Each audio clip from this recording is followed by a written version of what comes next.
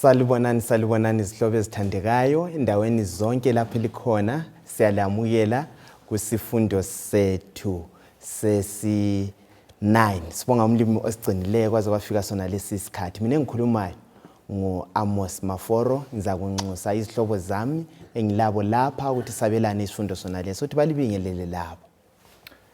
Salibonani bathandekayo, igama lethu Nkosi yethu Jesu, kuhle ukuhlangana esifundweni okhulumayo ngumfundisi Mila Dube. Salibonani izihlobo ezithandekayo, sisamukelana kusona lesi sifundo salamhlanje okhulumayo nguRuben Ngwenya. Salibonani izihlobo, siyabonga ukuhlanganiswa njalo kusona lesi sifundo okhulumayo nguSikhathile Ncube. Asicimezeni sikhulekeni lapho siqala lesi sifundo. Baba wethu osezulwini, sithanda ukubonga isipho sempilo. Sibonga njalo Thixo usinika ithuba elihle kangaka lokubana sifunde izwi lakho sindawonye ababukeli labalaleli. Sengathi ungathumela umoya wakho engcwele asichasisele ofuna siwuzwe, ususinika amandla njalo ukubana siphume siye kuphila. Uze mhla walolo suku sizazolanda abenze yakho intando sonke nini, ngoba siyenze le ntando yakho sibe khona embusweni. UJesu ngiyakhuleka, amen. Amen. Siyabonga. Inkosi ithembakele besikholisa kakhulu kukota yona le lapho sihloko sitaticha okunye ngoJesu kubhuku lika Marko. Njengoba sakutsho sakuchaza siveza leli bhuku ukuthi ngesilungu kuthiwa it's a book of action. Kulezi zenzo eziningi ezenzakalayo kuMarko ngesiqubu esimangalisayo. Kuleli viki sizakhangela isihloko sethu esithi impikiswano eJerusalem, ukuxabana eJerusalem. Lapho kulabantu vele kuba lokuxabana, kuba lengxabano, kuba lokuphikisana. Lapha kuseJerusalem. Ake nisike sabelane la. Kuyavuma yini umfundisi Dube lina elakutatichelayo lapho ukuthi vele ibale lithi Jerusalem anti lithi ukuthula. A place of peace. Kuxatshanwa njani endaweni enjani? Kuphinde kungezeleke futhi kutsho indlu umlimi lapha ahlala khona, house of God. Yes. uThixo ungcwele kulokuthula, kodwa isifundo sithi kulokuxabana phakathi khonapho. Kutshengisa ububi besono, akuhloniphi ukuthi lapha kuloNkulunkulu. Isono sathinta uJesu wazoyale ngeCalvary. So lapha wayengalengi sithi isono sesiqalisa ukuziveza ukuthi akulandayo kuphazamiseke. Kwahle kwaqalisa ingxabano ngokufika kwakhe ezogcoba indawo yakhe ukuthi ingcwele lokuveza ubuNkulunkulu. So lapha sifunda ukuthi lanxa ungumKristu usebandleni ukuwala uJesu uyabuvuleka uxabana okungeza ngendlela zonke zempilo. So ingxabano ziba khona ngithi phela ezikhathini zonke, kungaba sezimulini, kungaba sebandleni, kungaba ku-community esigabeni, kungaba lelizweni lamazwe vele axabana, ezinye izimpi siyazizwa amazwe ayavukelana, kuba lokuxabana, kuba lempikiswano. uJesu lapha emhlabeni vele akazange abe lokuthula. Kusukela nxa likhumbula sitaticha kuMarko ngo-2 lo 3 kwahle kwaqala kwaba lengxabano. Ethe ngenza kwenzayo uJesu kumbe lapho umuntu ababhali labaFarisi baphikisane laye. Sizaqhubeka sihloko sikhangela indaba lezi zokuxabana. Isihloko kuyini okunye sikutholayo nxa sikhangela isihloko sethu lesi. Nqade eveza umfundisi laphana, ngicabanga ukuthi kuyasinceda futhi. Ngoba isikhathini esiningi njengamaKristu nxa sokusiba lokuxabana, abanye basuke sebecabanga ukuthi mhlawumbe uKristu kasekho lokuthi abantu sebehlambukile. Ikanti-ke njengoba sibuza ukuthi lasendlini yenkosi ukuxabana kuyatholakala, kodwa komqoka ukuthi esesizwisisile singaphumi endleleni ngenxa yokuthi kuyaxatshana. Ngoba uyambona abanye sebebhika amabhashi sebesithi hayi nasenjiya nxa sokunje. Ngikhumbuza uSambulo 12:12. Maye kuwe mhlaba. Ngoba uSathane uphosele kuwe ethukuthele ngoba ekwazi ukuthi isikhathi esifitshane. uSathane wananzelela ukuthi aqondane loJesu manqamu akaphumeleli. Usasebenzisa sisebenzisa abakhokheli ukuthi kube lengxabano ukwenzela ukuthi umsebenzi kungaxatshana abantu sesigcile ehlutsheni olukhona, ivangeli lisahambe. Singaxabana sesiba lokhophe kasathethelana ezulwini kasabe khona. Wahle wayiletha indaba esifuna ukuthi sixoxe ngayo. Kuthiwa uJesu wayisuka wasiya eJerusalem. Besiya kumkhosi wePhasika. Umkhosi wePhasika umkhosi wokubuyisana, ukuxolelana, umkhosi wenkululo ukuthi sikhululiwe kodwa yikho okwafika kwaba lengxabano sobe seJerusalem angithi phela ngicela lisibalele indinyana yokwaziwa ngekhanda Marko 11 verse 25 futhi njalo uma lisima likhuleka nxa lilesikhwili komunye mthethelele nini ukuze uyihlo osezulwini alithethelele izono zenu. Lesihloko esilaso lesi kungenelana njani la? Indaba yokuxabana le isilethwa ivesi ukuthi nxa kuyikuthi usithi uyathandaza ungacabanga ukuthi sike saba lixabana lozibani ithi yona kuyavala ubukhona bukaNkulunkulu ukuthi akuzwe kuthiwa libuyele liyexolisana sibona ukujula kwevangeli likaJesu ukuthi liletha ukumanyanisa abantu Right. so ukuthi ukukhuleka kwami kungala kubuyisana ngakungesizi so ikunqandwa esikwenziwa ukuthi asifundeni ukuxolelana kusenza ukuthi nxa sithandaza umuntu emasizi ngoba lathi siyabe sizwenene saxolela sabuyisana inkonzo kaJesu lapha uzoveza ukuthi kuyabuyiswana nxa sekuJesu Kristu njengoba sekuthintile futhi ukuthi uxabana vele kunjani kuyatholakala nxa sesithe saxabana akungasali kunjalo kulenge emoyeni asibuyisani ukuze la uNkulunkulu futhi asiyamukele. Ungabuyisani kuyahlupha ngoba uzomunye umuntu esithi sembachiya le church yabo ukanti ufanele ukuthi esibhedlela enye patient ku discharge akuvumi so ukubuyisana kwenza ukuthi umsebenzi ubambeke lula ngoba libamba umsebenzi selinhliziyo nye selihamba ngegiye efana nayo. Siyabonga. Nxa ngizwa kahle.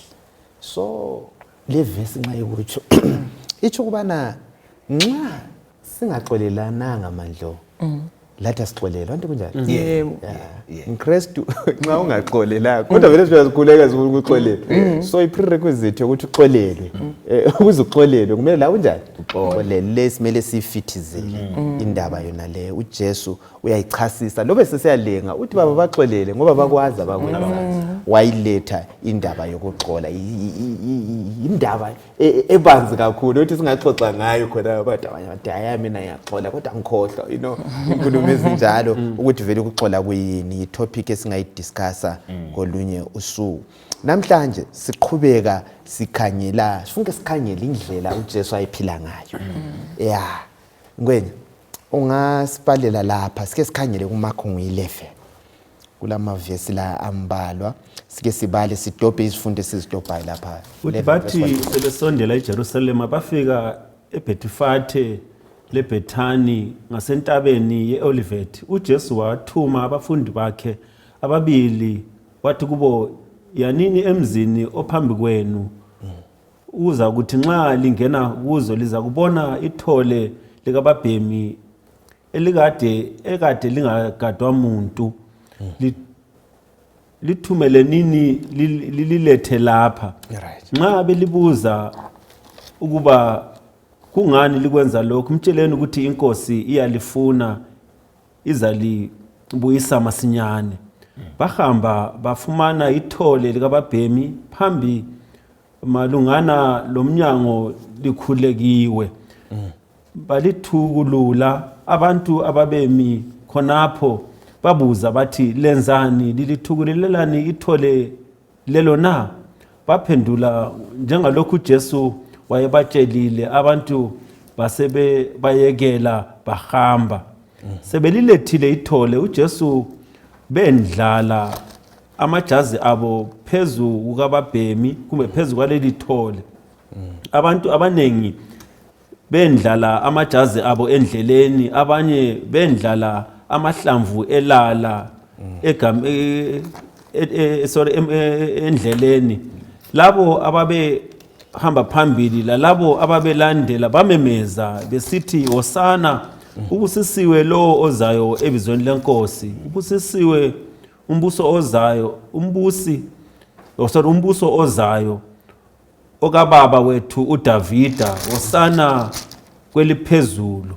Siyabonga ngwenya nansi indaba la nansi senzakalo senzakalayo nguJesu kuyini esikufundayo kuona lama verse iviki uJesu niyathelela ukugqiba umsebenzi wakhe esemhlabeni la yes yikho kuthiwa ingxabano uSathane wayesebona ukuthi lapha impi sisiye kucineni Right. wahle wayafika wasebenzisa abathungameli ukuthi umuntu lozayo lo phambanisani uhlelo lwakhe so uya lapha ukuthi ayengene eJerusalem Right. uNkulunkulu akasaziveze ngokuthi abantu bamamukele bendlale engathi ngamazambia namahlamvu ukuthi Jesu uthi inkosi Right. engamukelwekanga kubathungameli bebandla lapho Herod babekhona but uNkulunkulu waphefumulela abantu ukuthi bamamukele babuthi uthi inkosi sifica ukuthi uJesu utshengisa ukuthi ulamandla aphinda veze ukuthi uyagada ubabhemi kugcwalise kwa Zakaria 9:9 okwaprofetwayo ukuthi uJesu obuyayo uzahamba phezulu kombhalo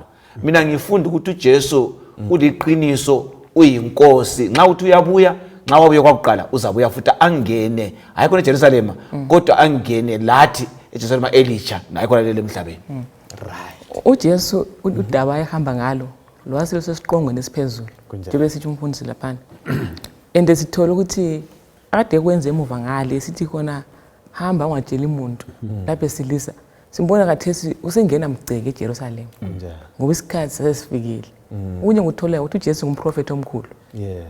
ngoba babengakangena eJerusalem ngithi ukhuluma ngokuthi akuyelandwa ithole likababhemi yena ungapha kweJerusalem endlela kanye kwenzakala njengokuba Njengokutsho. so konke kasitshengisa ukuthi uJesu ungumprofeti omkhulu yes Kakhulu. Ukwayithinta indaba kaZakaria futhi 9 siyagcwaliseka isiprofeti khonapho. Yeah, khona indulo vele ikakhulu kwaIsrael.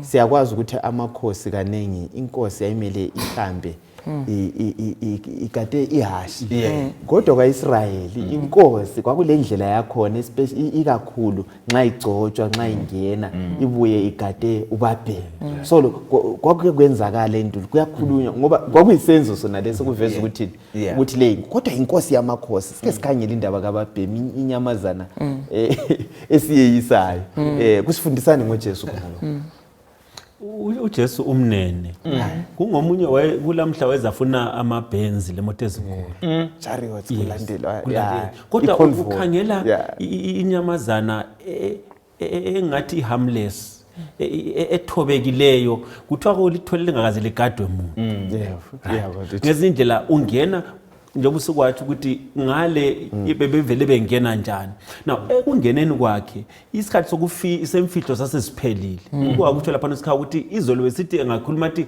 lingatsheli umuntu ngoba iviki lakhe lokugcina so kumele ukuthi bebekwazi ngoba wayekwazi ukuthi ngale angakhuluma babengambulala isikhathi singakafiki kodwa lesi usekwazi ukuthi vele isikhathi sesifikile kakwenzakala okwenzakalayo ngezindlela isenze isitshenzisa ukuthi uJesu wayesezimisela ukuya esiphambanweni right siyabonga ngithole esinye isifundo lapha iviki yokugcina kaJesu kunjani ngingakhangela impilo esikuyo kathesi sibalo sambulo sisesigabeni sokugcina somhlaba ubathuma etambani lizafica ubabhemi ebotshiwe kaso kababhemi wakhe kaso abafundi kodwa ukuthi ozalibuza lithi inkosi iyayifuna right ngithi mina kubalayela ababukeli uNkulunkulu sisevikini yokugcina angathi ufuna imali yakhe yokuchuma umnike ngeyakhe angathi ufuna isikhathi sakhe usisebenzise hambe evangelini ngoba iviki yokugcina yomhlaba uNkulunkulu sefuna abalenhliziyo ezikwazi ukuthi inkosi sikhuluma ukuthi iyangifuna ukungisebenzisa singene endimeni bese sinqoba lo Jesu siyabonga bengikwazi ukuthi leya ngeke kwayichiya le ya inkosi umhlaba nokugcwala kwayo kungakaJehova kuthiwa vele indaba kababhemi yakhulunywa uZekaria 500 years before wabuya kwagcwaliseka oSolomoni babengena begada obabhemi hayi inkosi esikhonzayo ithembakele izihlobo ezithandekayo kuyo yonke kuzo zonke izikhathi asamukeleni ukuthi uJesu uyinkosi yethu siqhubeka la sike sikhangile indaba ethile lapha yesihlahla lesi umkhe ungasiqhubeka lapha usikhangelele uverse ngo12 ukuthi ngelanga elilandelayo bathi besuke eBethani uJesu wayeselambile wabona bucwadlana isihlahla somkhiwa sithelile amahlamvu wasondela ukuyabona ingabe sasilezithelo yini wafika wabona kulamahlamvu amahle kuphela ngoba kwakungasiso isikhathi sezithelo somkhiwa wasesithi esihlahleni ungabi lamuntu lanini ozaphinda adle izithelo zakho abafundi bakhe bamuzwa ekutsho lokho. Bathi befika eJerusalema uJesu wangena egcekeni lethempeli wafika wabaxosha labo ababethenga lababethengisa khona. Wagenqula amatafula. Kumbe sike sime khona pha. Singazihlanganisi ngizothi icace kahle indaba le. Sike siqale ngale yakuqala le. Angithi vele. Indaba yesihlahla lesi sihlobo esithandekayo. Kuyini okwenzakalayo lapha kundatshana le? Kuyiziphi izifundo esizitholayo? Okunye enhle ngubambe lapha ukuthi uvela uJesu sesengale kuqaliseni wayesebenzisa indalo ukufundisa. Alright. Uzafica ukuthi wasebenzisa izintaba, izihlahla, lo mntwana omncane wamphakamisa. Lapho uthola isihlahla esikhanya sinamahlamvu amahle. Alright. Njalo nxa usikhangele uthi kulezithelo ezigcweleyo. Kuthiwa wahambe sithi aye kukho izithelo. Right. Kwakungayisikho ukuthi wayelisela. Abanye abantu uJesu wathatha isihlahla ngaso sakhe. Hayi. Ngoba vele ko-Israyeli nxa ubala kuLeviticus 19 verse 9 laphana la ku 23 verse 22 uzafica ukuthi kwakuvunyelwa ukuthi umuntu angalamba angene esivandeni azikhela adla suthi ahambe. Kwakuvunyelwa. So uJesu nxa efika ufica isihlahla kasila lutho. Abe sebona isihlahla simotsha amanzi siyamunya lokudla phansi kodwa kasithelanga. Abe sesithuka. Wayeletha isifundo sokuthi abantu aze kubo abangamaJuda amaKristu umele babamukele kwehlule ngabala zithelo baza kutsha njengesihlahla. Lathi nxa silalele kunje balale wabukele uNkulunkulu nxa uzivangeli waphila phakathi kwalo walikholwa kodwa ubuswele izithelo zakomoya zokwenza ukulunga ekugcineni uba isihlahla esomile esingasoze sivune uthatha izithelo ukuthi kuvune kuhanjwe ekhaya ezulwini. Okunye futhi usifundisa ukuthi singaziphakamisi. Nxa sihamba singabonakali njengabantu abangcwele kodwa uthi kasimveze sibe lezithelo. Kasibe lezithelo. Ukubonakala kwethu kwangaphandle kakungabi yidisguise akungabi umfanekiso ongayisiwe ukuthi abantu ngabe buyile bembone ngilungile enginyathele ngase kuzaphuma emlonyeni esethe wanginyathela kwahlukela lokho akubone uqaliseni. Kangibe lezithelo lezo ezivezwa isimo sami ukhatshana.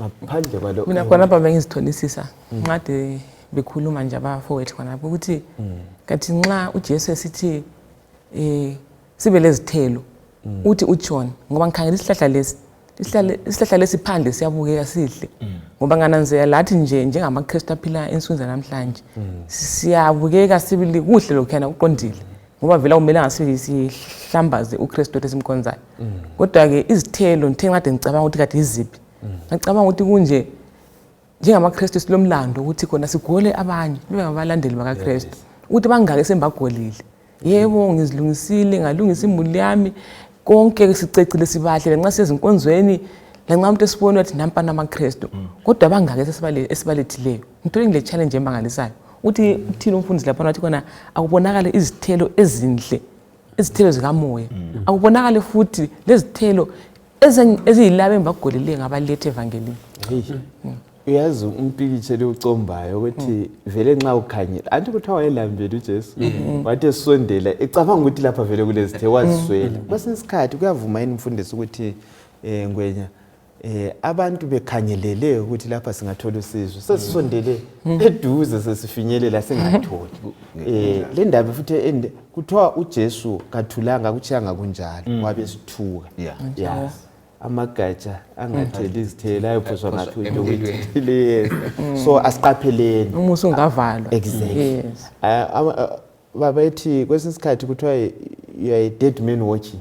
You know ukuthi kwesinsikhathi vele sesifile sizihambela nje kuphela izidumbu abantu behamba ukuthi kwesinsikhathi ngendlela esiziphatha ngayo xa sesithukile kodwa umusa zihlobo ezithandekayo ulokhu savuliwe kasitheleni izithelo kukhanyelelwe ukuthile esimele sikwenza. Kule ndaba ebesiqhubeka ngayo sike sicombe umpikitsha wethempeli. Ithempeli kwakula indlela lalakhiwe ngayo kwakule ndawo okwakuthiwa indawo yabezizweni i-court of Gentiles kube le court of women kube sokusiba le tempeli lapho kwakungena khona ikakhulu amajaha ele 12 years kusiya phezulu angithi phela yindlela elalihlelwe ngayo kwezokusiba la khona lokhwana ama compartments amanye esiwaziyo. So kuthiwa andivele ethempelini kwakulethwa kunjani iminikelo. Yes, kwaba le ndlela leyo yokuthi abantu abesuka endaweni ezikhatshana umuntu abuye kumbe usuke eGalile kumbe usuka ngaphi ubuye ethempelini. So kuthiwa ngendlela yokuzama yayingani licebe elihle yokuzama ukuthi wena ungabuyi uhudule inyamazana usuka khatshana sibuye sikwenzele kube lula kuseduze. Kwasekuqala ukwenza njani ukuthengiswa ethempelini. Kuthiwa most probably kwakungabe kwakukhoti yama Gentiles yikho kwakusenzakala kodwa le tempeli likaNkulunkulu.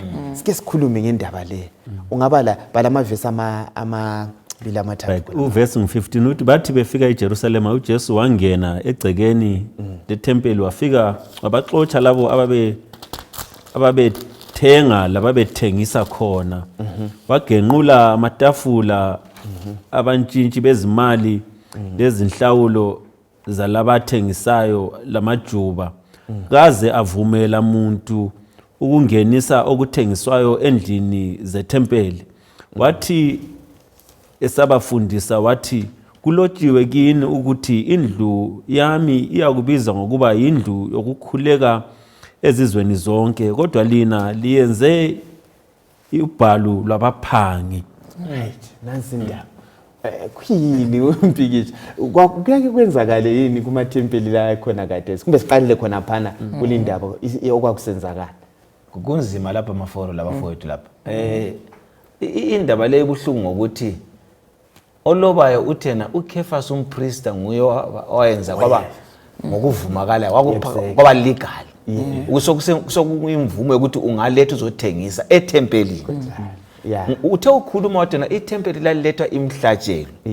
Imhlatshelo futhi wawusuka lawo udonsa lapho vela utshengisa ukuzisola. Kwenza kwakusenza ukuthi umuntu abone ukuthi ngisebenzile kubamba ngijimisile ngaphinda ngahamba yikutshengisa ukuthi ngiyazisola ngengikwenzileyo. Bona bafuna ukuncedisa uNkulunkulu ngokwizindlela okuqhumelayo ukuthi hayi ungasazihluphi kuyizihambela nje ukhululekile uzafika lapha sikuthengisele. So kuphambana lecebo likaMlimi. Umlimi ufaka icebo lakhe lomnikelo ukuthi ngensuku lezi uzaxotshanisa uhambe iprocess yokuthi uzidele usiya kumlimi ukhala uziyefika lapho kufaka emhlatshelo. Kodwa kuKefas wasevuma ukuthi kuthengiselane batshintshana kulapho kuthiwa sokulubhalo. Sokuyindlela umlimi angayivezanga eyokuzidela emele uJesu elengesiphambanweni eyokuthi umuntu alethe imhlatshelo uphuma igazi khona suthenga futhi kuthi okunye babe kudulisa bona abapriest kuze basale benikana sokuyinzuzo babulele ini engathi mina ismathi giving eyokuthi umlimi uthe isystem yokuthi uzaxotshanisa uhambe uzokhala unikele. So namhlanje kukhona emachechi abantu bafuna ukuqhumela. Umuntu kafuna ukulandela okubhaliweyo ufuna ukuthi anikele nxa sokube lo muntu okwazi ukukhuluma kakhulu echechi. Yindlela uJesu ayikhuzile etempelini. Omunye ufuna ukukhupha kuphela nxa kusakhiwa isakhiwo ame khonapho.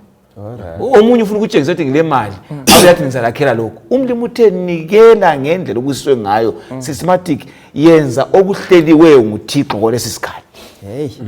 Siyabonga mfundisi uletha amaqiniso amanye. Kuyini okunye sokufundayo ngokwakusenzaka kuyenzakala yini kubandla lakho lakhathesi?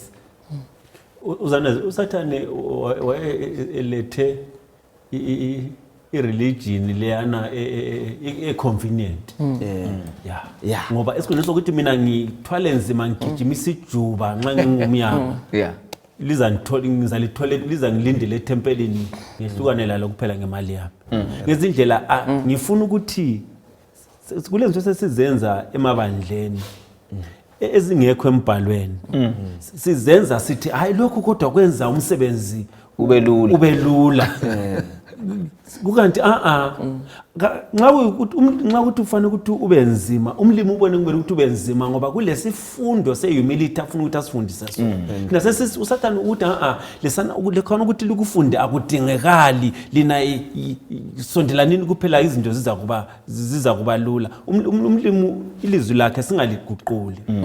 Limi linjalo asilihloniphenini nxa umlimi sithi siphume siye kumkhonza singathi hayi njoba itechnology umfundisi ngizambona ngisendlini akuhluphi lami ngizabe ngikhuleka ngisendlini intshumayelo elizwayo lami bazanithumela umlimi uthi asambe nqethambe sisekhonza sihlangane asambe nisehlangana okunye kuthela Jeremiah 7:11 engikuthelayo ukuthi okunye kwasogijiniswa imali lapha right lanxa nje wesitsho lapha ukuthi kwakungani kucatshile kungani kwenziwa into enhle eqondileyo kodwa kwasogijiniswa imali ngicabanga ukuthi khona ithempeli lona vela siyo ndawo yokwenza ibhizinisi kodwa yayisisenzakala ibhizinisi kodwa icatshile ingani into enhle sungathola even lakathesi kule bhizinisi lami engilenzayo phakathi kweviki konke kuhamba kahle yes kwesinye isikhathi ngizoqedisa ngaphi umuntu afika ambambise imali enjani ade ikweleda phakathi kweviki wonke sokuyiphazamisa ithempeli lenjongo kaNkulunkulu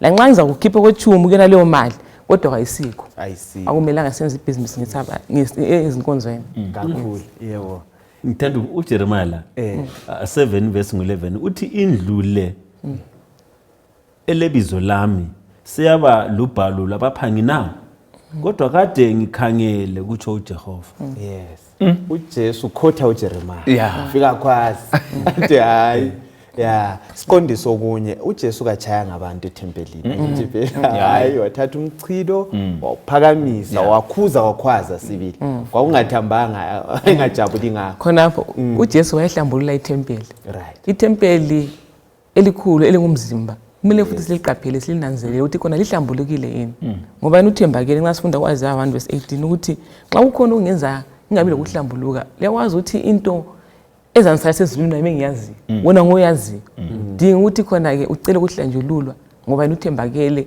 kasiyo uNkulunkulu obalisayo xa kukhona engikwenza ungasikho njengoba ethinta nje umfundisi lapha ukuthi sesichaya ama shortcut esikhathini esiningi even lokuphazamisa icebo likaNkulunkulu systematic giving ayifakileyo senza ama shortcut kodwa ke namhlanje siyabiza ukuthi khona uthembakele uzimise ukuthi khona asihlambulule nxa sifisa nxa sisiza ngakwe kakhulu kulezi zinto ezimele ukuthi yiwapha amatafula uJesu sifisa ukuthi awagiqe ezimpilo emathempeli ezimpilo zethu ngoba kuzamela ukuthi ngoba ukugiqwa amatafula kwakuyiloss ngoba akazange abanike ithuba lokuthi bakale bathatha imali zabo ewisa lokuthi ubethenga engakaphiwa ichange yaqala ichange wagiqa obethenga walahlekelwa imali obethengisa walahlekelwa imali kulokunye ubuhlungu obuthile ekugiqeni kwamatafula kumele ukuthi ngibuze kangivume ngoba uJehova nguye umnikazi wethempeli ayisina beautiful xa ikhuluma so ngicabanga into leyo bathandekayo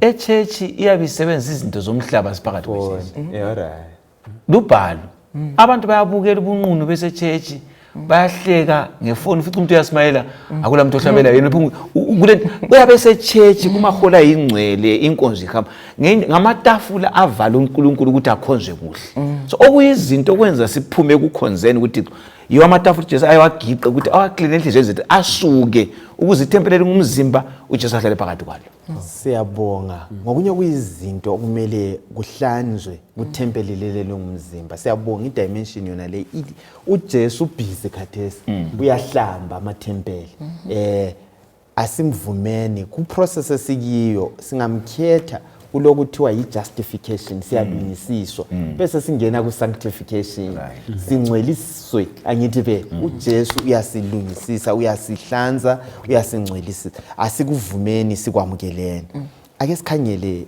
kuMakho khona phana mu-11 ngikhanyelela amavesi la u-27 to 33 bafika njalo eJerusalema kwathi uJesu ezihambela emagumeni ethempeli kweza kuye abapristi abakhulu labafundisi bomthetho kunye labadala bambuza bathi konke lokhu ukwenza ngawaphi amandla na ngubani owakupha amandla okwenza lokhu uJesu waphendula wathi ngizalibuza umbuzo owodwa lingangiphendula ngizalitshela ukuthi ngizenza ngawaphi amandla lezi zinto ukubhaphathiza kukaJohane kwakusuka ezulwini kumbe ebantwini ngitshelani ayishohlifike ku-33 siqede ngayo bakuxoxa phakathi kwabo bathi singathi ezulwini uzasibuza ukuthi kungani pho lingamkholwanga kodwa singathi ebantwini babe besaba abantu ngoba bonke babesithi kuliqiniso uJohane wayengumprofeti. Nansi indaba. Nansi indaba. Abathungameli laba abamaJuda bathini kuJesu? uJesu baphendula ngayiphi indlela? Sizathu bani njalo wayebaphendula ngayo nalindlela? Kumbe ngiqale kule verse engichile kumbe uthi ngakho basebemphendula bathi kasikwazi. Right. uJesu wathi lami kangisalitshela ukuthi lezi zinto ngizenza ngawaphi amandla. Exactly. Yeah. Anti uJesu usikhala phuthe kona ungumprofeti. Ende liqiniso. Khangelani phela lapha bona bazomlinga. Right. Ukuthi angaphendula ngalindlela sesilendlela ukuthi simbambe. Kathi uJesu bakhangele ukuthi abakucabangayo kuye kusegcekeni uyakubona. Wathi hayi nami ngaliphendula nxa lingamphendula ukuthi uJohn uMbhaphathizi wayevela nga. Bathi singathi ezulwini uzasicala kule ndlela ngamphaka. Angcono sithule. uJesu ubaphendula ukuthi nxa lisehlwe ukumphendula lami uthi ngithule ngoba elikubonayo alifuna ukukholwa kodwa likukhangele. Lapha sifunda ukuthi ngezinye izikhathi abanye siyatholakala emabandleni lasemhlabeni esilembuzo esiyibuza uJesu eminye engatsho ukuthi ifuna impendulo ekuzama ukudlala nje nxa umuntu angathi ngifuna ukwazi ukuthi umama kaNkulunkulu mbanga usehlwe ukukhola ilizwi linikayo lo uyadinga umama kaNkulunkulu le sileminye imibuzo esiyibuzayo uNkulunkulu athi angeke ngiliphendule uma lisale ukukholwa esikunikiweyo okuyikho kwenza sisindiswe. Ngicela ukukhuthaza ukuthi asifundeni ukuthi nxa siya kuJesu sebenzisa ukukholwa hatshe enye into ngokukholwa siza kusindiswa. Yes. Njalo okunye uhlupho esilalo ukuthi uma kulolutho mhlawumbe engafuna ukuhambisana lalo ngizadinga indlela yokuthi ngiphice lo ofundisayo kwenzela ukuthi ngimkhiphe esporweni azacine esehambisana lami kumbe agcine ngasazange aye kufinyelela lokho engibona ukuthi uqonde ukuyakhona. So ekugcineni sizathola ukuthi lanxa ngaze sibe senze njalo ilizwi kaNkulunkulu asuze siliguqule limi lokho elikujongile uthi ilizwi lakhe liphuma emlonyeni wakhe alikuphenduka lizi. Mina ngingazama ukuligwema kodwa omunye othile lizamthola ozalahlekelwa yimi ayisilo lizwi.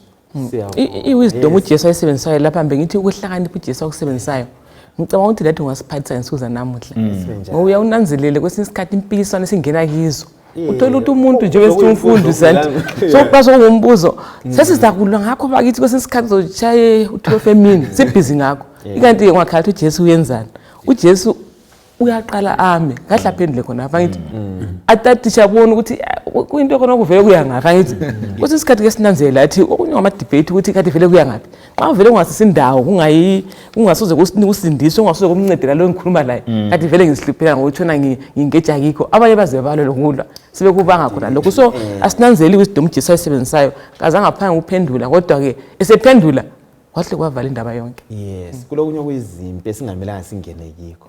Uzebandleni lakini nalenza. Indaba obani. Hayi, awunga waste isikhathi. Omunye uthi kuthiwa you generate heat more than fire. Uyazi ukuthiswa no kunyela mlilo okuyinto kwakhona. So asiqapheleni sibe lenhlakanipho ekuphenduleni aba. Eminye imibuzo vela ayiphendula. Angithi vele sachiya kunjalo.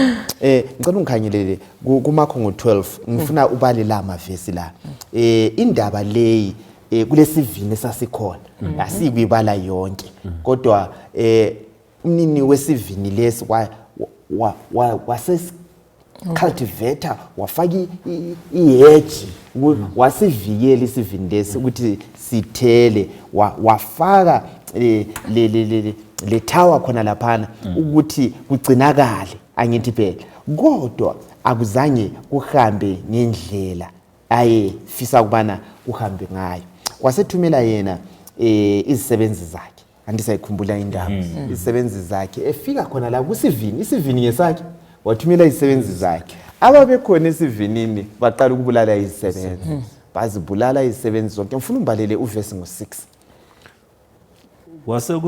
kwase kusele oyedwa ukuthuma indodana ayithanda wayithuma ekucineni kwabo bonke bazayihlonipha indodana yami.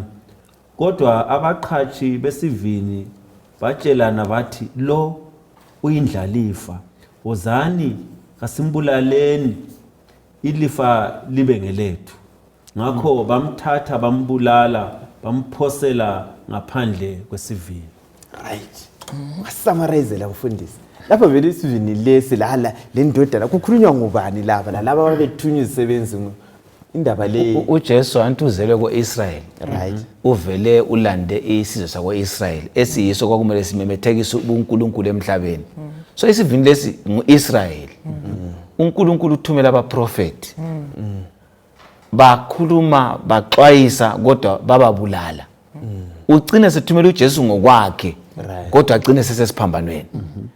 Kodwa umlimi uthe emthumela bese hayi funa bazahlonipha indodana yami. Bazakwazi ukuthi lo ingxenye yobuNkulunkulu kodwa ke abamhloniphanga bambulala. Engikufunda lesikufunda lapha balala babukele ukuthi uJesu ulokhe encenga ukuthi ngithunywe nguNkulunkulu ukuthi livikeleke lingayi kufa. Kodwa abantu sikhetha ukuthi simbulale. Mina kungihlupha ukuthi bathi bona kasimbulale lathi sithathe thina ilifa. Ulidla njani ilifa engasola kini? Right. Lithathe kanjani? Xa ungasokwesikhosini ulithatha njani? Hey matters. Abangakhuluma ukuthi silide ngabajoyina yena bamamukele baza kudlala ilifa ngoba bamukele njengomntwana wesikhosini wabathungamela. So uJesu lapha uzosixwayisa ukuthi njengamaKristu, njengabantu abakholwayo abakhonzayo singu-Israel namhlanje, singabulali abaprofeti, iBhayibheli elabaprofeti, singadilizi inkolo kaThixo, kasamukeleni ngoba ekucineni siza kusindiswa. Nxa siphikisa kuthiwa siza kujeziswa ngalokho esikwenzileyo. Yimpendulo yakhe yona leyo uJesu. Yena le yesivini sonke lesi ukuphendula impuzo yabo yonke lana athi benjani? Belayo uqala ukuthi hayi nanku ke okwenzakalayo yikho anti iviki yokucina. Vele uhlabatshela ukuthi le ndodana le vele ifuna ukwenza njani bakithi? Lifuna ukuyibulala. Khangela uvesi ngo12. Ku12 khona ba. Yokucina. Basebedinga iqinga lokumbopha ngoba babesazi ukuthi wayekhulume umzekeliso lowo eqonde bona. Kodwa besaba ixuku labantu basebemchiya bahamba. Anti liyabona ingxabano likhumbula indaba esinayo. Ingxabano kuseJerusalem manje lo ebandleni abantu befuna ukubulala bebulala umnikazi webandla futhi. Yazi kwesinye isikhathi siyaxabana silwe sisodwa khona lapha. Asiqhubekeni sikhangele okunye okuthile lapha. Mina ngikhangela futhi khona lapha umhlaba lo lomnikazi lo. Right. Uzathothi ukulandela izimiso zomnikazi womhlaba asikufundi njengabantu. Siziphilela umathanda senze sikufunayo. Kodwa ngokwenza njalo akusho ukuthi vele siza kuthola kumbe sathola ilifa lana lomhlaba.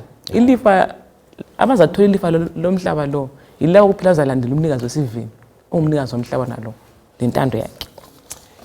Sikolodani kuNkulunkulu yima sikolodani kuNkulunkulu kuyini esimele sikubuyisele kuhulumende kuyini esimele sikubuyisele kuNkulunkulu asibale lapha uchapter uverse ngo13 usiya ku17. Muva basebethumela abanye abaFarisi lamaHerodi kuJesu ukuthi ngiyingxabano le futhi leyo sethumela bambambe ngamazwi akhe. Beza kuye bathi mfundisi, siyakwazi ukuthi uyindoda eqotho kawuguqulwanga ngabantu ngokuba kawulandeli ukuthi bangobani kodwa ufundisa indlela kaNkulunkulu mayelana leqiniso. Kulungile yini ukuthela kuKesari kumbe hatshi? Sithele yini kumbe hatshi? Kodwa uJesu wayesekubona ukusebenzisa kwabo wathi lizamelani ukungithiya na? Ake lingiphe idenariya ngibone. Baletha uhlamvu lolo. Wayesebuza umfanekiso kabani lo okuleli denariya? Lo mbhalo ngokabani? Baphendula bathi ngokaKesari. uJesu wasesithi kubo, phanini uKesari okaKesari lo nkulunkulu okukaNkulunkulu bamangala kakhulu ngaye. Hayi sifundani ya sike sincedisane khona lapha kundatshana yena le kuyini okwenzakalayo yiwapha amaqiniso eBhayibheli esiwatholayo khona la simele sibe ngamaKristu kanjani yomcabango sifuna nje mina ngitholayo khona lapha ngicabanga ukuthi bona ekucabangeni kwabo babecabanga ukuthi uJesu uzawuthi uhulumende kumbe yaphazamisa right ngoba la uhulumende konke ngokwami lapha ngithi kodwa sithola uJesu ohlelekileyo le order waphendula kuhle uthi kababisele kwaKesari uKesari right ngiyananzele futhi si abantu nje njengoluntu siujayela ukufuna ukubalekela ukuthi sikambise okuyikho endaweni eyikho ngezizathu ezitshiyeneyo ikakhulu umthelo nje kusitsho nje ngithi ama taxes imithelo uzomnye umuntu enesizathu sokuthi mina ngihambisa umthelo kumbe ngingabhadala ama taxi asoze abanjwe ngendlela eqondileyo kungengonkena sikho umlando wami asikho ndaba yami okuthiwe ukuthi kanjani kangenze okumele ngikwenze ngoba umhlaba lo lomnikazi umnikazi wele record ecacileyo irecord yankhona vele kayipheleli khona la inkhona zayiveza phambili so wathina asingazihluphi ngicabanga ukuthi khona asenzeni ingxenye yethu right sibhadala amanzi lo bengabuya ngithi Lapha ngabuya buya kawani ngezi ucaca kuhle ukuthi onguye okhangele konke ngoNkulunkulu kunjani nxa ngisithi ngonela lo sithi kansile umlimi uthi hayi kodwa phela umlando boniki uyawazi wayekela ungenzi into eqondileyo omele uyenze kuthiwa yisono iBhayibheli ngifuna uqalisa lapho ukuthi uJesu esikhuluma ngaye nguNkulunkulu right kodwa wehla wathi nxa ngilapha emhlabeni ngizotshengisa isiKristu uKesari uyahlonitshwa yebo uSabhuku uyahlonitshwa uMP uPresident ubani uyahlonitshwa ngoba yibo umlimi ababolekile amandla ukuthi siphilisane sifundisa ubudlelwano leziphatha amandla ngeke ngazi uThixo mphikisa ayinhlala labantu thongamelayo isiKristu sithi hlonipha lapho khona ukuze uyomjumayeza uJesu kuhle phila laye kuhle so asifundeni bathandekayo nxa semhlabeni obuhlungu kodwa kumele sikwenze kasikwenzeni ngoba uThixo uthena kuyenza nxa kwenziwa nguJesu uNkulunkulu kanganani umuntu akaNkulunkulu Hey ungakhala injongo yabo bayifuna umxabanisa lo Kesari yebo ukuthi bese nxa eyinkosi esithi uyinkosi banezoxabanisa bathola ukuthi uJesu injongo yakhe kuyikuzoletha ukuthula hayi ingxabano uzananzelela ukuthi abakhokheli siyabathathela kukangaka ebhoda ulempahla umele ukuthi zibadala iduty wena uhlangana labanye abantu abathi hayi thina siza kudlulisela ngale celeni zingabhadalanga ngezindlela sebesibuyisele umsebenzi phansi ngoba imali yona leyana kulokuthile okumele ukuthi ukusebenza intuthuko ethile kumbe abathile abahlupha abantu umuntu bafike enyelele thina sesiyigwemile ukunanzela ukuthi ngithola sebandleni abanye ngithithi kwethu masibuyisela abafundisi badla imali zethu kanti uNkulunkulu uTokwethume kungokwakhe isingeyami njani mina kangibuyisele ngingabi lo mlando wokungabuyiseli odlileyo ade ngamela ukuthi akudle uzaba lo mlando wokudla ngoba mina ngingavele ngingabuyiseli ngezindlela sengithe mina senza sengiNkulunkulu phela sengitshintshe lokho uNkulunkulu athe ngikwenze so asibuyisele asenzeni nowethu umlando nxa kuyikuthi kukhona mhlawumbe udlathile mali kangibaxwayise nxa ngisane nxa ngikubona ukuze sakhane sibe ndawonye kumlimo ngiyakuzwa ngwenya ususeduze sibili lapha ya ngoba emabhoda endaweni ezine kunenge okwenzakalayo mhlobo esithandekayo isifundo sibuya ngesikhathi eselungileyo ukuthi sincedisane siqaphele ngoba kunye kuyizinto okuzasisalisa ezulwini ya ukungathembakani ngoba simele sithembakale entweni ezincane uyamkhumbula uJesu la emila athele uzathuma uPetru ehambe bamba inhlanzi uzathola umthelo wami ukhona ba wabhadala uJesu umthelo uMwezi prophet khona phana udade kawayethi ukuthi Desire of Ages page 602 right uyafitizela lapha uthena abantu kumele baphile ngokuthula bahloniphe umthetho welizwe abaphila khona bahloniphe uhulumende bafaka uNkulunkulu kuqala kunjani anti konke kuthi ukuthi labantu bahloniphe lo uNkulunkulu umfake kuqala empilweni uza kuthi nxa ufake mina kuqala ngizathi lawa embathuma ukuthi bathungamele bahloniphe lawo so indaba yokuthi sifake izinto endaweni yazo imqoka nxa silo uNkulunkulu ethungamele yes Nego Kesaro ka Kesari uNkulunkulu kubani bakithi uNkulunkulu mntala wami khanyela lapha kumakho khona phana siqedele indaba u28 to 34. Omunye wabafundi bomthetho wafika wabuza Omunye wabafundi bomthetho wafika wabezwa benqekisana amazwi ngokubona ukuthi uJesu baphe impendulo enhle wabuza wathi phakathi kwayo yonke imilayo yiwuphi oqhakathekileyo ukudlula yonke. uJesu waphendula wathi oqhakathekileyo ukudlula yonke yilo, zwana wena Israyeli, inkosi uNkulunkulu wethu inkosi yinye. Thanda inkosi uNkulunkulu wakho ngenhliziyo yakho yonke, langomphefumulo wakho wonke, langengqondo yakho yonke, langamandla akho onke. Owesibili yilo, thanda umakhelwane wakho njengalokhu uzithanda. Kuyo kawukho umlayo omkhulu kulale. Balu 34. Verse 34. uJesu wathi ebona ukuthi uphendule kuhle wathi kawukho khatshana komkhumbulo kaNkulunkulu kusukela kulesi sikhathi kakuseyi kuba khona owaba lesibindi sokumbuza eminye imibuzo. Right. Nansi indaba elapha liqotha leli liyeza lilinga uJesu. Angithi yiwuphi ke sikhangele umthetho oqhatheke kakhulu. Uyawuletha umthetho oqhatheke kakhulu. Uthi uthanda uNkulunkulu nje ngamandla akho wonke, akho kwakho ngengqondo yakho yonke. Owesibili ufana lowakuqala. Uthanda umakhelwane njengoba unjani uzithanda. Umthetho omunye vele. Uthi owesibili ufana lowani futhi lokuqala. So umthetho unjani bakithi? Munye.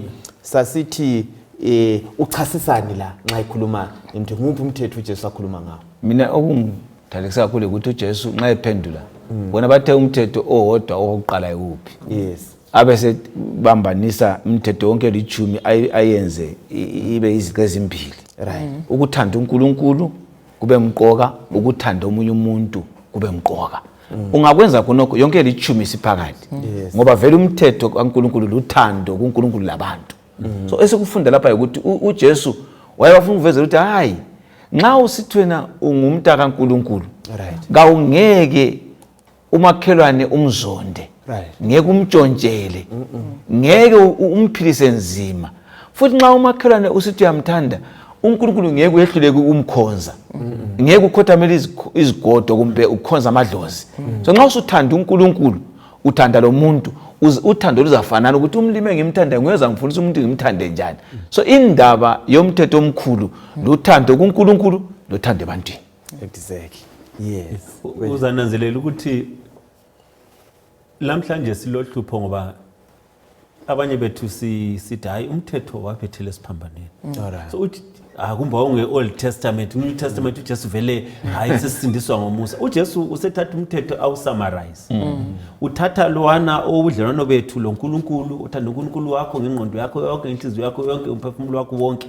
Abese phinda izothinta obudlelwano bethu mina lo makhelwane wami, othanda umakhelwane njengalokho. Abesithi anduthe wesibili ufana lokuqala. Anti vele uthe umthetho munye. Uqala waziveza ukuthi izwa Israel uNkulunkulu munye. So uNkulunkulu nxa emunye nguye futhi opha umthetho. Nxa simthanda kukhona futhi uJesu wathi kathi uzamthanda njalo uNkulunkulu ongakazi umbone uzonda umakhelwane ombonayo. Mthathekiswa ngokamakhelwane uthi wothanda umakhelwane njengalokhu uzithanda. Ngakuthi mina ngeke ngizithanda, ngeke ngazilalisa ngendlala. Kathi kungani umakhelwane wami mina ngizuza umakhelwane wami elala ngendlala? Ukuthi kangizithandi njengalokhu umakhelwane wami njani? Ukuthi mina kangizithandi ngoba kufanele ukuthi ngimthande umakhelwane njengalokhu ngizithanda. Seduze lapho. Ngicela uthi ngibele emva kancane. Kuthiwa khona omunye wababhali sebonile ukuthi uJesu uphendule kahle. Yikho wamenza ukuthi kwamfuqa ukuthi ayebuza futhi okunye uthi azwisise umongo Jesu. Khombana nithathekiswa ukuthi silesifundo esimangalisayo ukuthi ukwenza kwethu indlela esigudlana ngayo labanye abantu indlela esithumayela ngayo siphendulana sikhamba ndawonye labanye abantu uzakwenza ukuthi badinge ukwazi more ngalelo Jesu esimkhonzayo bese ngizela futhi khona phana endabeni yokuthanda umakhelwane njengoba uzithanda ukuthi wona vele uyazithanda ngokuqala ngithi umuntu ozinakekelayo ngoba nxa wena ungazithandi manje igeji yankhona uzayithetha ngaphi ukuthi uthanda omunye umuntu ezinye indlela umele ube umuntu lawe onjani ozithandayo ohlanzekileyo unanzelela umzimba lo lithempeli kaNkulunkulu njalo yenza okuqondileyo uzakwenza ukuthi khona nxa senithanda umakhelwane ngendlela engizithanda ngayo okuhle ngikwenza kimi ngizafuna ukubona umakhelwane yini onye ungithathekisayo khona ukuthi umakhelwane uJesu nxa wayenilethe indaba ngithi umakhelwane ukuthi wonke engihlangana laye odinga usizo umakhelwane wami wathi moke lo ndla eceni kwakhe lo vele asakhuluma ngaye udinga ukuthi khona sonke isikhathi lapho kule ndingeko ngenxa ukuthi lami indingeko angifuni igcwaliseke kangimeke sure ukuthi lami ngiyigcwalisa ngale komakhelwane kakhulu indaba epractical indaba yothando isiKristu vele luthando kukhangelelwe ukuthi sithandane isiphambano sona sisinceda njani ukuthi sizwisise ukwenza zona lezi zinto zombili ukuthanda uNkulunkulu ngomkhumbulo wethu wonke ngakho kwethu konke nokuthanda umakhelwane njengoba sizithanda esiphambanweni kulenga uJesu onguNkulunkulu indodana kaNkulunkulu kalengiswa ukuthi wonile ulengiswa ukuthi izono zabantu zithwele wazithwala ukuthi asihlambule ngegazi lakhe khona okhiyana ukubona uJesu elenga luthando olumangalisayo okumele ukuthi nxa simkhangela uJesu bese sikhala ukuthi Nkosi sicela uthando olunjalo lube kithi ngoba uyindlela yethu yokukhonza ukuthi ngizolifela ukuze ngivule indlela ukuthi lingikhonze lingamukele so ukulenga wathi siphambanweni kutsho uzaleka kothando kumbe ukuhlanyelwa kothando emuntwini ozamukela uJesu njengomsindisi sithandana bese siba libholoho uNkulunkulu ungale thina singapha ungabala umlobe engithanda uthi uJesu wabamba uNkulunkulu ngasinye isandla wabamba umhlaba ngasinye isandla esibuyisana lo nkulunkulu ngoba isono sisehlukanise lo bani lo nkulunkulu ngakho ke isiphambano sizolawula sizolamula indaba yokwehlukana phakathi kwethu lo nkulunkulu isiphambano sizolungisa uAdamu ayehlule akuwonayo sathi sihlukane lo nkulunkulu uJesu wayesesiza ukuthi ngifuna uzotshengisa ukuthi nxa sithandana uNkulunkulu ngitshona nxa sithi lithandane litshone uthanda ongathandekiyo uthi uNkulunkulu ukuthi baba bathethelele ngoba bengakwazi abakwenzayo bengacelanga ukuthi bathethelele uyenza njani uyabathethela so ngesiphambano aluba sonke singayesiphambanini sinjongo ukuthi sibone uJesu elenga ethethelwa izono zethu asoze sibone kube lokuxabana phakathi kwethu ngoba kwakukhona uxabana eJerusalem akukhona uxabana emabandleni lamhlanje so the more sisondela kuJesu the more sisondelelana nathina the more sondelelana aseke kuba khona izingxabano eziningi ezikhona vele sona isiphambano bese ngathi siphambene yes it's a cross yes ukutsho ubudlelwano bethu lo nkulunkulu kubuyiswana bese kusiba lobudlelwano bethu horizontal labo makhelwane kuba lokubuyisana akuvumi vele umKristu kulabanye phela amaKristu manje uzwe hayi mina lo nkulunkulu wami is right kodwa xabana labantu abantu babexabana la hayi mina lo nkulunkulu wami is right uma umthandana labantu yazwana ukuthi hayi mina mbema ngenzina ngixabana nomuntu you know umuntu kaNkulunkulu so we need to strike a balance sibe right lo nkulunkulu ekhaya sibe right lezihlobo zethu mnali awakho ukugcina lapho siyabonga ababukela abalaleli uJesu uthuka isihlahla ngoba sasingalazithelo right ngifuna ukuthi uJesu uyabazonda kabathande abantu engathi ngama fake Christians yes amaKristu akhanya ngani angamaKristu wena engayisiwo ufisa ukuthi sonke sivume izono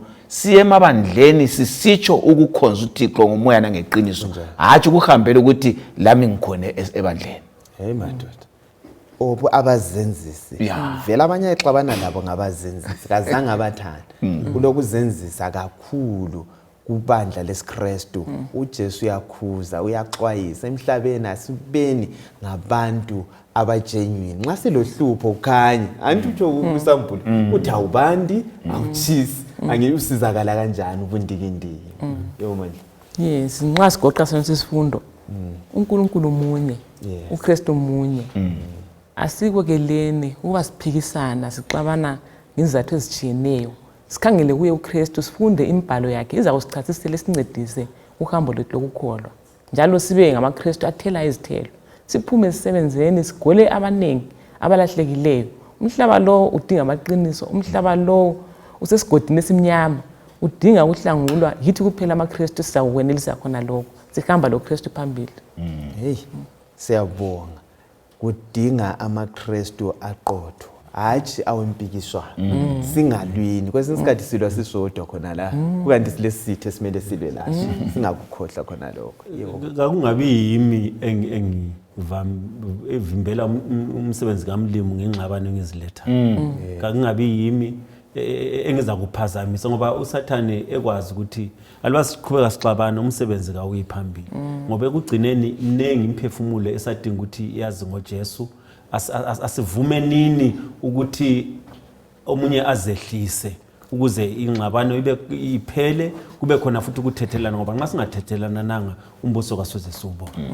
Jesu asincede sihlobo esithandekayo. Kube lokubuyisayo, kube lokuthula emabandleni. Sihlobo esithandekayo. uJesu sendaweni engcwele uyasincengile, uyasibuyisana lathi.